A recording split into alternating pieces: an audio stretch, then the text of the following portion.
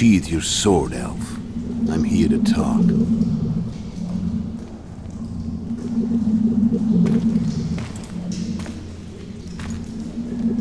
Bow low.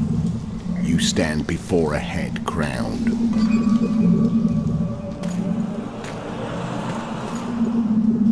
That of Demavend, King of Aedirn, by the grace of the gods, sovereign of the Pontar Valley, and so on. And you are? A friend to non-humans. I have an offer. Speak quickly and to the point. The Arrakis will soon return, and I'd rather know all before then. I can add several more heads to this one. Each crowned. Go on. Foltest to start with. I barely escaped in Aedirn. I'll need help. Access to your hideouts and maps of your secret trails. And the support of the Scoia'tael. I want no gold and have no interest in a killer's fame. Then why do you wish them dead? It's a long story. Your beast nabbed his necker. Time to go.